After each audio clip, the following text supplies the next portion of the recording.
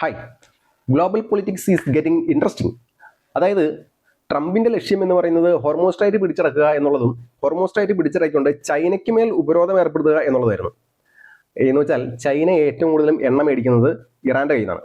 ഇറാന്റെ കയ്യിൽ നിന്ന് മേടിക്കുന്ന എണ്ണ ഹോർമോസ്ട്രൈറ്റ് കിടന്നാണല്ലോ വരാൻ പറ്റുള്ളൂ. അങ്ങനെ വരുമ്പോൾ ഈ ഹോർമോസ്ട്രൈറ്റ് അമേരിക്കയുടെയോ അല്ലെങ്കിൽ അമേരിക്കയുമായിട്ട് സൗഹൃദമുള്ള സൗദിയുടെയോ കയ്യിലാണെങ്കിൽ ചൈനയ്ക്ക് മേൽ ഉപരോധം ഏർപ്പെടുത്താൻ അമേരിക്ക എളുപ്പമാണ്. ഈ ചൈന വർഷങ്ങളായിട്ട് ഇറാനിൽ നിന്നും എണ്ണ മേടിച്ചുകൊണ്ടിരിക്കുന്നത് യുവാനിലാണ്. അതും അമേരിക്ക ഒരു പ്രശ്നമാണ്. കാരണം എങ്ങാനും ആ ഒരു സിസ്റ്റം അവിടെ സക്സസ് ആവുകയും അത് സക്സസ് ആണെന്ന് സൗദി അറേബ്യ പോലുള്ള ബാക്കി രാജ്യങ്ങൾ മനസ്സിലാക്കുകയും ചെയ്താൽ സൗദി അറേബ്യ ഉൾപ്പെടെയുള്ള ബാക്കി രാജ്യങ്ങൾ ഡോളറിനെ ഉപേക്ഷിച്ചിട്ട് അവരുടെ തന്നെ കറൻസിയിൽ പെട്രോൾ വിൽക്കാൻ തുടങ്ങും. അപ്പോൾ അതൊരു പ്രശ്നം.